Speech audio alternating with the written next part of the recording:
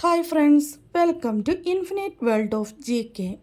ഇന്ന് നമ്മൾ നോക്കുന്നത് 6ാം ക്ലാസ്സിൻ്റെ ബേസിക് സയൻസിൻ്റെ മലയാളം വിഭാഗത്തിലുള്ള ചോദ്യങ്ങളും ഉത്തരങ്ങളുമാണ്. ആനുവൽ എക്സാമിനേഷൻ്റെ പ്രീവിയസ് ഇയർ ക്വസ്റ്റ്യൻ പേപ്പറാണ്. നമുക്കിതൊന്ന് ഡിസ്കസ് ചെയ്ത് നോക്കാം. നമുക്ക് പ്രവർത്തനം 1 നോക്കാം.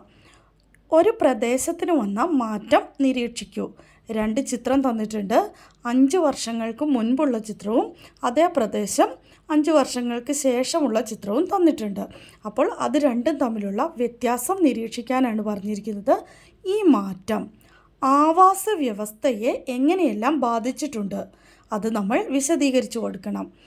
നിങ്ങൾക്ക് ചിത്രത്തിലേക്ക് നോക്കുമ്പോൾ തന്നെ മനസ്സിലാകും. ആദ്യം കാണിച്ചിരിക്കുന്ന ചിത്രത്തിൽ മരങ്ങളൊക്കെയുണ്ട്. പിന്നെ അവിടെ മരങ്ങളൊക്കെ വെട്ടി നികത്തി ഫാക്ടറികളും കെട്ടിടങ്ങളും ഒക്കെ വന്നിരിക്കുകയാണല്ലേ. അപ്പോൾ ഇതിൻ്റെ വ്യത്യാസമാണ് നമ്മുടെ ആവാസ വ്യവസ്ഥയെ എങ്ങനെയൊക്കെ ബാധിച്ചിട്ടുണ്ടെന്നാണ് നമ്മൾ പറയേണ്ടത്. ജീവജാലങ്ങളുടെ വാസസ്ഥലം നഷ്ടപ്പെടുന്നു, മണ്ണിൻ്റെ ഫലപുഷ്ടി നഷ്ടപ്പെടുന്നു, ജലത്തിൻ്റെ ലഭ്യത കുറയുന്നു. ഇതൊക്കെയാണ് ആവാസ വ്യവസ്ഥയിൽ സംഭവിക്കുന്ന പ്രധാനപ്പെട്ട മാറ്റങ്ങൾ. അതായത് ആവാസ വ്യവസ്ഥയുടെ നാശം സംഭവിക്കുന്നു. ജീവജാലങ്ങളുടെ നിലനിൽപ്പിന് ആവാസ വ്യവസ്ഥ ആവശ്യമാണെന്ന് നമുക്കറിയാം. അപ്പോൾ അതിൻ്റെ നാശമാണ് ഇവിടെ സംഭവിച്ചുകൊണ്ടിരിക്കുന്നത്. അപ്പോൾ ഇതിനെക്കുറിച്ചുള്ള ദൂഷ്യഫലങ്ങളൊക്കെ നിങ്ങൾക്ക് ഇഷ്ടമുള്ളതുപോലെ വിശദീകരിച്ച് എഴുതാവുന്നതാണ്. പ്രധാനമായും ഈ പോയിന്റുകളാണ് വരേണ്ടത്. ജീവജാലങ്ങളുടെ വാസസ്ഥലം നഷ്ടപ്പെടുന്നു, മണ്ണിൻ്റെ ഫലപുഷ്ടി നഷ്ടപ്പെടുന്നു, ജലത്തിൻ്റെ ലഭ്യത കുറയുന്നു. ഇതൊക്കെയാണ് പ്രധാന പോയിന്റുകൾ. അടുത്തത്, താഴെ കൊടുത്തിരിക്കുന്നവയിൽ ശരിയായ ജോഡി ഏതാണ്? മുള ഉപഭോക്താക്കൾ, 2 ബാക്ടീരിയ വിഘാടകർ, 3 കുറുക്കൻ ഉൽപാദകർ, 4 ചേര വിഘാടകർ. ഇതിൽ ശരിയായ ജോഡി ഏതാണ്? ബാക്ടീരിയ വിഘാടകർ. ഇതാണ് ശരിയായ ജോഡി. അടുത്തത്, ഒരു പ്ലക്കാർഡ് തന്നിട്ടുണ്ട്. നാട്ടിലിറങ്ങുന്ന പുലികളെ വെടിവെച്ച് കൊല്ലുക. ഏതാനും ആളുകൾ ഉന്നയിക്കുന്ന ഈ ആവശ്യത്തോട് നിങ്ങളുടെ പ്രതികരണം എന്താണ്? വ്യക്തമാക്കുക. ഇതാണ് ചോദ്യം. പുലികൾ നാട്ടിലിറങ്ങി മനുഷ്യരെ ഉപദ്രവിക്കുകയൊക്കെ ചെയ്യുമ്പോൾ എല്ലാവരും പുലികളെ വെടിവെച്ച് കൊല്ലുക എന്നൊക്കെ പറയുമല്ലേ. പക്ഷേ നമ്മൾ ചെയ്യേണ്ടത് ശരിയായ മാർഗം പുലികളെ വെടിവെച്ച് കൊല്ലുക എന്നുള്ളതാണോ എന്നതാണ് നമ്മുടെ ഇവിടുത്തെ ചോദ്യം. അതിൽ നിങ്ങളുടെ പ്രതികരണമാണ് എഴുതേണ്ടത്. ഞാനിവിടെ ഒരു മോഡൽ കൊടുക്കുന്നുണ്ട്. ഭക്ഷ്യശൃംഖലയിലെ ഒരു പ്രധാന കണ്ണിയാണ് പുലി. അവയെ നമ്മൾ നശിപ്പിച്ചു കഴിഞ്ഞാൽ അത് ആവാസ വ്യവസ്ഥയുടെ നിലനിൽപ്പിനെ ദോഷകരമായി ബാധിക്കും. മനുഷ്യരായ നമുക്ക് ഭൂമിയിലെ ഏറ്റവും പ്രധാനപ്പെട്ട സ്വത്ത് സസ്യങ്ങളും മൃഗങ്ങളുമാണ്. കാരണം അവ നമുക്ക് ഓക്സിജനും ഭക്ഷണവും നൽകുന്നു. അവിടെ ഒരു ജീവിക്ക് മാത്രം വംശനാശ ഭീഷണി നേരിടുന്നുണ്ടെങ്കിൽ അപ്പോൾ നമ്മുടെ ആവാസ വ്യവസ്ഥയ്ക്ക് എന്ത് സംഭവിക്കും? അവയുടെ സന്തുലിതാവസ്ഥ ഇല്ലാതാകും. അതുകൊണ്ട് തന്നെ പുലികളെ ഇല്ലാതാക്കുന്നതിന് പകരം അവ നാട്ടിലിറങ്ങുന്നത് തടയാനുള്ള മാർഗങ്ങളാണ് നാം സ്വീകരിക്കേണ്ടത്. കാരണം നമ്മൾ പഠിച്ചിട്ടുണ്ട്, ആവാസ വ്യവസ്ഥയുടെ നിലനിൽപ്പിന് സസ്യങ്ങളും ജന്തുക്കളും ജീവജാലങ്ങളും എല്ലാം തന്നെ ആവശ്യമാണല്ലേ. അപ്പോൾ നിങ്ങളുടെ അഭിപ്രായം എന്തു തന്നെയായാലും ശരിയായിട്ടുള്ള ആൻസർ എഴുതുമ്പോൾ പുലികളെ വെടിവെച്ച് കൊല്ലാൻ പാടില്ല എന്നാണ് എഴുതേണ്ടത്.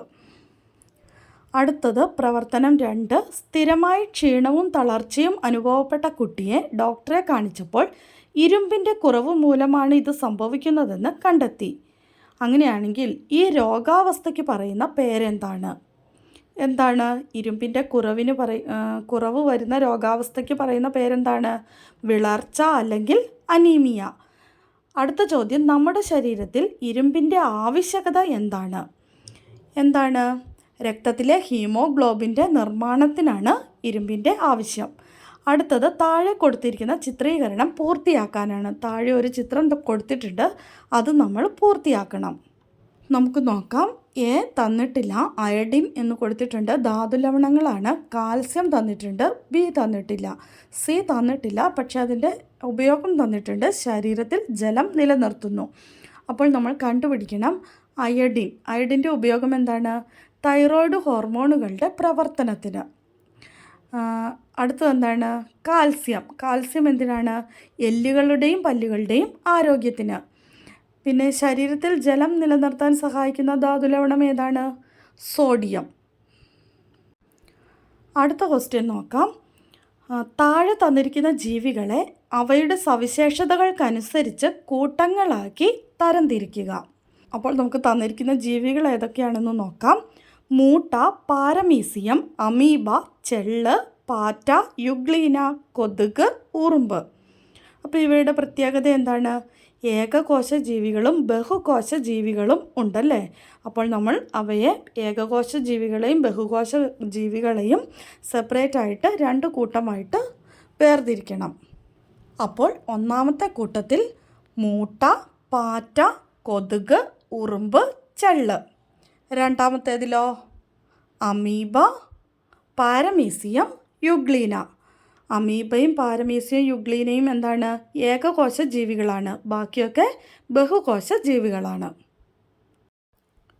അടുത്തത് താഴെ തന്നിരിക്കുന്ന ചിത്രങ്ങൾ തിരിച്ചറിഞ്ഞ് പേരെഴുതാനാണ്. ചിത്രം 1, ചിത്രം 2 തന്നിട്ടുണ്ട്. ചിത്രം 1 എന്താണ്? ജന്തുകോശം. 2 സസ്യകോശം. ഇനി ഈ ചിത്രങ്ങൾ തിരിച്ചറിയാൻ നിങ്ങളെ സഹായിച്ച ഘടകങ്ങൾ എന്തൊക്കെയാണ്? എങ്ങനെയാണ് നമുക്കിത് ജന്തുകോശമാണ് അല്ലെങ്കിൽ മറ്റേത് സസ്യകോശമാണ് എന്ന് മനസ്സിലായത് എന്ന് നമ്മൾ എഴുതി കൊടുക്കണം. എന്തെങ്കിലും 2 പോയിൻ്റ് എഴുതി കൊടുത്താൽ മതി. 1, ജന്തുകോശത്തിലുള്ളതിനേക്കാൾ വലിയ ഫേനമാണ് സസ്യകോശത്തിൽ കാണപ്പെടുന്നത്. സസ്യകോശത്തിൽ വലിയ ഫേനമുണ്ട് അല്ലേ. പിന്നെ സസ്യകോശത്തിൽ ഹരിതകമുണ്ട്, ജന്തുകോശത്തിൽ ഹരിതകം ഇല്ല. പിന്നെ എന്താണ്? ജന്തുകോശങ്ങൾ പല വലിപ്പത്തിലുണ്ട്. വൃത്താകൃതിയിലോ ക്രമരഹിതമായതോ ഉള്ള ആകൃതിയിലുണ്ട്. സസ്യകോശങ്ങളോ ചതുരാകൃതിയിലോ അല്ലെങ്കിൽ ക്യൂബ് ആകൃതിയിലോ ഒക്കെയാണ് ഉള്ളത്.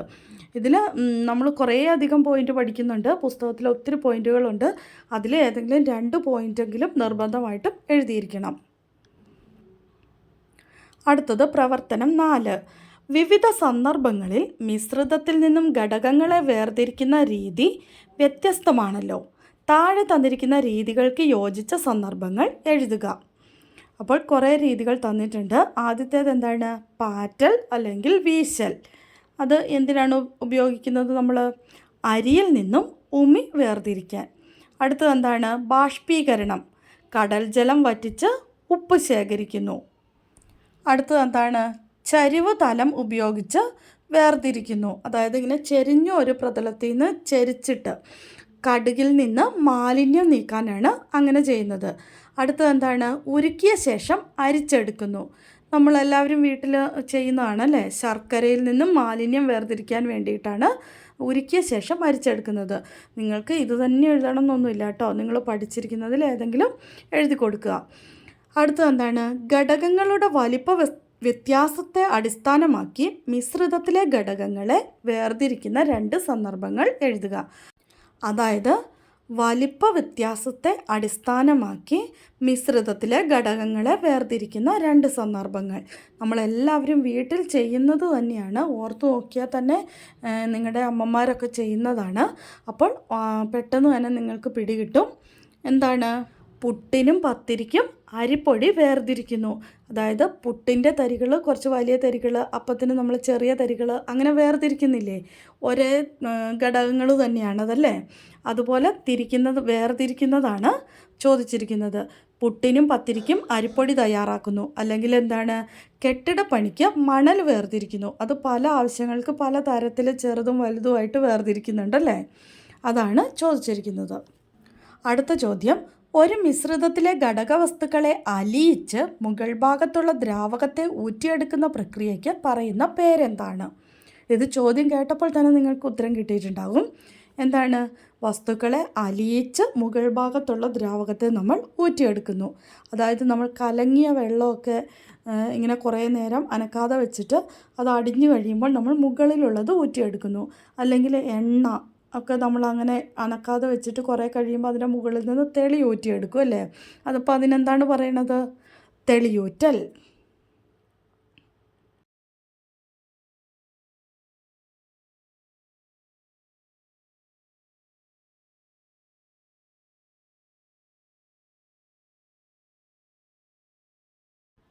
അടുത്ത ചോദ്യം നോക്കാം. 2 ചിത്രങ്ങൾ തന്നിട്ടുണ്ട്. ചിത്രം നിരീക്ഷിക്കൂ. ഈ നക്ഷത്ര സമൂഹങ്ങളെ തിരിച്ചറിഞ്ഞ് പേരെഴുതുക. ഒന്നാമത്തേത് ഏതാണ്? നിങ്ങൾ പഠിച്ചിട്ടുണ്ട്. നിങ്ങളുടെ ചിത്രത്തിൽ ഈ പടവും ഉണ്ട്. അപ്പോൾ നിങ്ങൾക്ക് മനസ്സിലായി കാണും എന്താണ് സപ്തർഷികൾ. രണ്ടാമത്തേത് വേട്ടക്കാരൻ. അതാണ് ഇതിൻ്റെ ഉത്തരം. അടുത്തത് നമ്മളിപ്പോൾ പറഞ്ഞ സപ്തർഷികൾ, വേട്ടക്കാരൻ, നക്ഷത്രക്കൂട്ടങ്ങളുമായി ബന്ധപ്പെട്ട് താഴെ തന്നിരിക്കുന്ന പ്രസ്താവനകൾ പരിശോധിക്കൂ. ഒന്നെന്താണ്? ജനുവരി, ഫെബ്രുവരി, മാർച്ച് മാസങ്ങളിൽ സന്ധ്യയ്ക്ക് ശേഷം ആകാശത്ത് തലയ്ക്ക് മുകളിൽ കാണാം.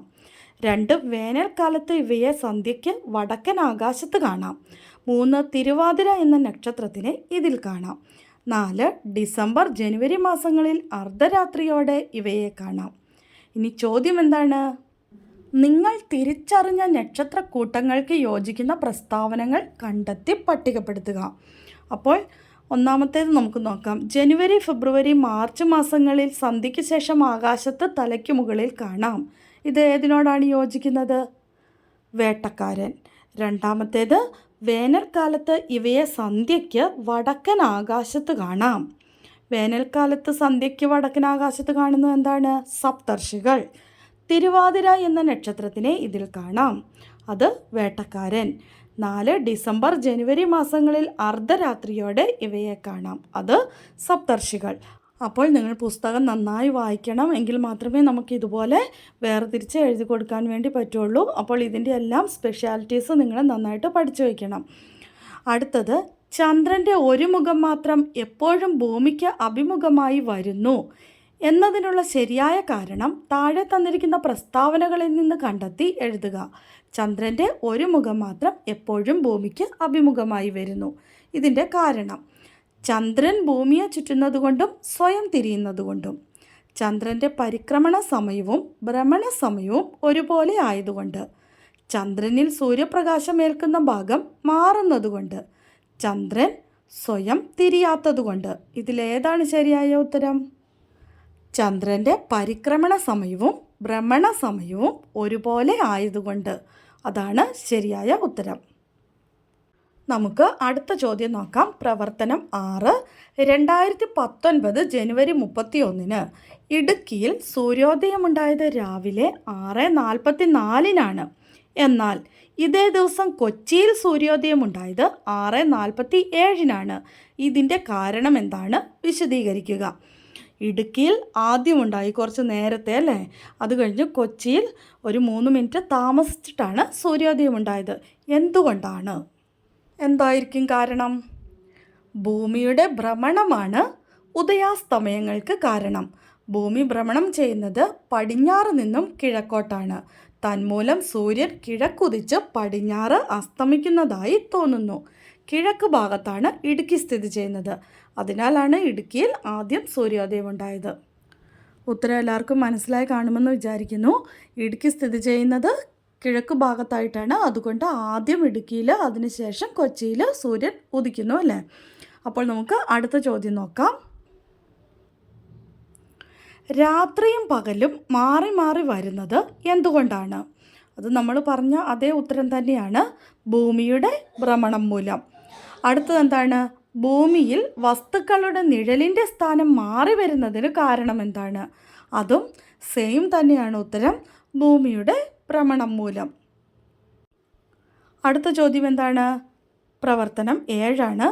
വാഹനാപകടത്തിൽ നട്ടെല്ലിന് ക്ഷതമേറ്റ് വീണ് കിടക്കുന്ന കുട്ടിക്ക് പ്രഥമ ശുശ്രൂഷയുടെ ഭാഗമായി നൽകിയ പ്രവർത്തനങ്ങളാണ് താഴെ കൊടുത്തിരിക്കുന്നത്. നമുക്കൊന്ന് വായിച്ചു നോക്കാം.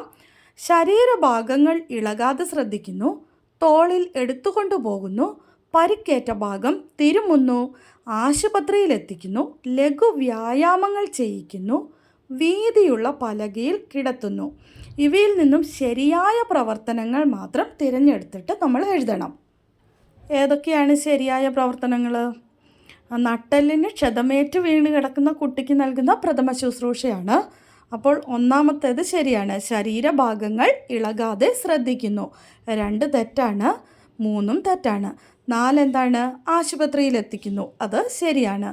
5 തെറ്റാണ്. 6 വീതിയുള്ള പലകയിൽ കിടത്തുന്നു. അതും ശരിയാണ്. അപ്പോൾ നിങ്ങൾ അത് 3 താഴേക്ക് എടുത്തെഴുതണം. അടുത്ത ചോദ്യം നോക്കാം. അസ്ഥിഭംഗത്തിൻ്റെ ലക്ഷണങ്ങൾ എന്തൊക്കെയാണ്? അസ്ഥിഭംഗത്തിൻ്റെ ലക്ഷണങ്ങൾ എന്തൊക്കെയാണ്? പരിക്കേറ്റ ഭാഗം ഇളക്കാൻ പ്രയാസമാണ്. നീര് വന്ന് വീർത്തിരിക്കുന്നു. അല്പം വളവ് സംഭവിച്ചിരിക്കുന്നു. പിന്നെ പരിക്കേറ്റ ഭാഗത്ത് ഭയങ്കര വേദനയുണ്ടാകുന്നു. ഇതൊക്കെയാണ് അസ്ഥിക്ക് എന്തെങ്കിലും സംഭവിച്ചാൽ ഇതൊക്കെയാണ് നമുക്ക് സംഭവിക്കുക അല്ലേ. അപ്പോൾ അതിൻ്റെ ലക്ഷണങ്ങളാണ് നമ്മൾ എഴുതി കൊടുക്കേണ്ടത്. ഇങ്ങനെ 2-3 പോയിൻറ്റുകൾ ഓർത്ത് വയ്ക്കുക. അത് നമ്മൾ എഴുതി കൊടുക്കുക. അടുത്ത ചോദ്യം, എന്തിനാണ് സ്പ്ലിൻറ്റ് ഉപയോഗിക്കുന്നത്? എന്തിനാണ് നമ്മൾ സ്പ്ലിൻറ്റ് ഉപയോഗിക്കുന്നത്? അസ്ഥിഭംഗം ഉണ്ടാകുമ്പോൾ ഒടിവുള്ള എല്ല് ഇളകാതിരിക്കാൻ.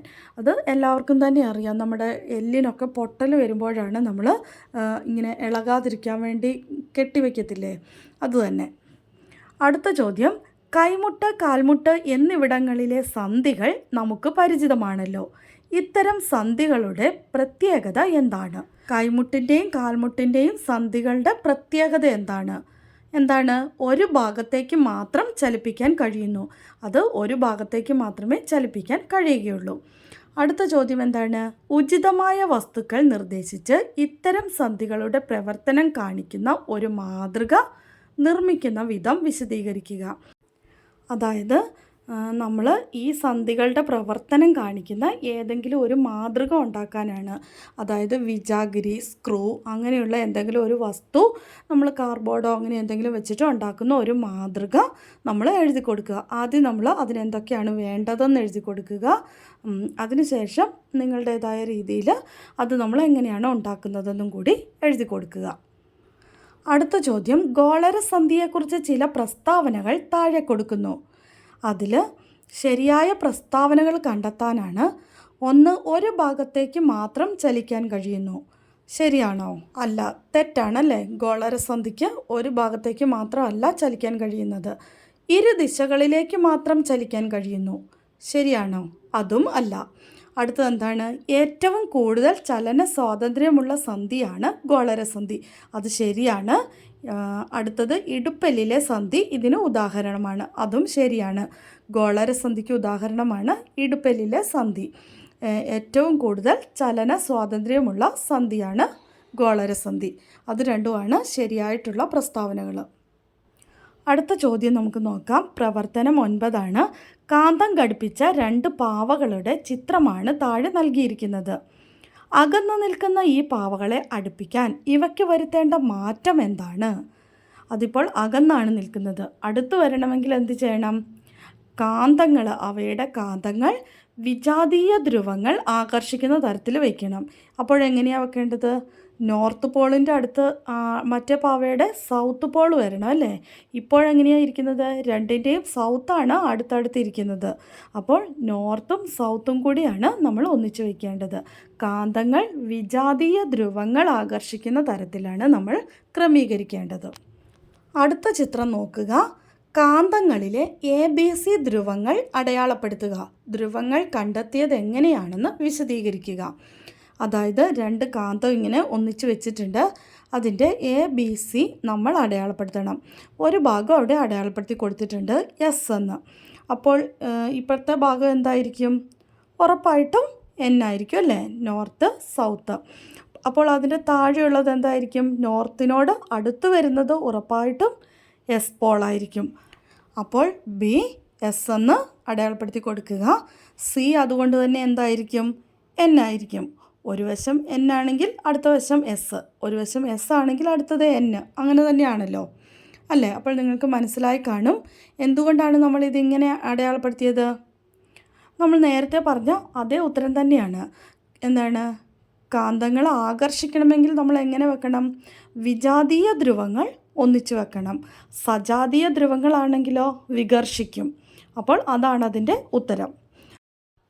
നമുക്ക് അടുത്ത ചോദ്യം നോക്കാം. ഇരുമ്പ് പൊടി ആകർഷിക്കപ്പെട്ടിരിക്കുന്ന 2 ബാർ മാഗ്നറ്റിൻ്റെ ചിത്രം നിരീക്ഷിക്കുക. ചിത്രം 1ഉം ചിത്രം 2ഉം തന്നിട്ടുണ്ട്.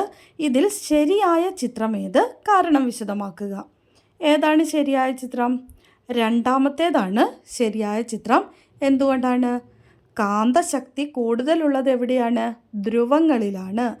അതായത് എൻഡ് വശങ്ങളിലാണ് കാന്തശക്തി കൂടുതലുള്ളത്. അതാണ് ശരിയായ ഉത്തരം.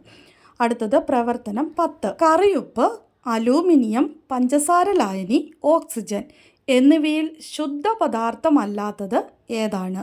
വിശദീകരിക്കുക. എന്താണ് ശുദ്ധപദാർത്ഥം? ഒരൊറ്റ തന്മാത്ര മാത്രം അടങ്ങിയതാണ് ശുദ്ധപദാർത്ഥം, അല്ലേ? അപ്പോൾ ഇവിടെ ശുദ്ധപദാർത്ഥം അല്ലാത്തത് ഏതാണെന്നാണ് ചോദ്യം. ഏതാണ്? പഞ്ചസാര ലായനി. പഞ്ചസാര ലായനിയിൽ ഒന്നിൽ കൂടുതൽ തന്മാത്രകൾ അടങ്ങിയിട്ടുണ്ട്. ഏതൊക്കെയാണ്? പഞ്ചസാരയുമുണ്ട്, ജലവുമുണ്ട്, അല്ലേ? അതുകൊണ്ട് തന്നെ പഞ്ചസാര ലായനിയാണ് ശുദ്ധപദാർത്ഥം അല്ലാത്തത്. അടുത്തത്, മിശ്രിതങ്ങളുമായി ബന്ധപ്പെട്ട 2 പരീക്ഷണ സന്ദർഭങ്ങൾ താഴെ നൽകിയിരിക്കുന്നത് ശ്രദ്ധിക്കുക. പരീക്ഷണം 1, ഒരു ഗ്ലാസ്സിൽ മണ്ണെണ്ണയും അറക്കപ്പൊടിയും കലർത്തുന്നു. അടുത്തത് പരീക്ഷണം 2, ഒരു ഗ്ലാസ്സിൽ ജലവും പഞ്ചസാരയും കലർത്തുന്നു. ചുവടെ നൽകിയിരിക്കുന്ന നിരീക്ഷണ ഫലങ്ങൾക്ക് മേൽപ്പറഞ്ഞ ഏതു പരീക്ഷണ സന്ദർഭത്തിലേതാണെന്ന് കണ്ടെത്തുക. ഗ്ലാസ്സിലെ ജലത്തിൽ പൂർണ്ണമായും ലയിച്ച് ചേർന്നിരിക്കുന്നു. ഏതാണ് പൂർണ്ണമായും ലയിച്ച് ചേർന്നിരിക്കാൻ സാധ്യതയുള്ളത്? പഞ്ചസാര, അല്ലേ? ഒരു ഗ്ലാസ്സിൽ ജലവും പഞ്ചസാരയും കലർത്തുന്നു. പഞ്ചസാര പൂർണ്ണമായും ലയിച്ച് ചേരും. അപ്പോൾ പ്രവർത്തനം 2 പരീക്ഷണം 2. ഗ്ലാസ്സിലെ മിശ്രിതത്തിലെ എല്ലാ ഭാഗത്തും ഒരേ ഗുണം കാണുന്നു. അതായത് നമ്മൾ കലർത്തി വച്ചിരിക്കുന്ന മിശ്രിതത്തിൽ നിന്ന് ഏതു ഭാഗത്തു നിന്നും ഒരു തരിയെങ്കിലും എടുത്തു നോക്കുമ്പോൾ നമുക്ക് ഒരേ ഗുണം, അതായത് ആ മിശ്രിതത്തിൻ്റെ ഗുണം തന്നെ കാണുന്നത് ഏതിനാണ്? പഞ്ചസാര ലായനിക്ക് തന്നെയാണ്. ഒരു ഗ്ലാസ്സിൽ പഞ്ചസാരയും ജലവും കലർത്തിയതിന് തന്നെയാണ്. അതായത് പരീക്ഷണം 2 ഇതിൻ്റെ ഉത്തരം. അടുത്തത്, താഴെ പറയുന്ന മിശ്രിതങ്ങളെ അനുയോജ്യമായ രീതിയിൽ പട്ടികപ്പെടുത്തുക. സംഭാരം, സോഡ, ഫ്രൂട്ട് സലാഡ്, ബ്രാസ്. ഇത് എന്തൊക്കെയാണ്? ഏകാത്മക മിശ്രിതങ്ങളും ഭിന്നാത്മക മിശ്രിതങ്ങളുമാണ്. ഇതിൽ ഏകാത്മക മിശ്രിതം ഏതാണ്? ബ്രാസാണ്. ബ്രാസ് മാത്രമേ ഉള്ളൂ ഏകാത്മക മിശ്രിതം. ബാക്കിയൊക്കെ ഭിന്നാത്മക മിശ്രിതങ്ങളാണ്. സംഭാരം, സോഡ, ഫ്രൂട്ട് സലാഡ് ഇവയെല്ലാം ഭിന്നാത്മക മിശ്രിതങ്ങളാണ്. അപ്പോൾ നമ്മുടെ ചോദ്യങ്ങൾ കഴിഞ്ഞിരിക്കുകയാണ്. വീഡിയോ എല്ലാവർക്കും ഇഷ്ടമായെന്ന് കരുതുന്നു. എല്ലാവരും ലൈക്ക് ചെയ്യുക, ഷെയർ ചെയ്യുക. അതുപോലെ തന്നെ സബ്സ്ക്രൈബ് ചെയ്യാത്ത കൂട്ടുകാരുണ്ടെങ്കിൽ ഒന്ന് സബ്സ്ക്രൈബ് ചെയ്യാനും മറക്കല്ലേ. Thanks for watching.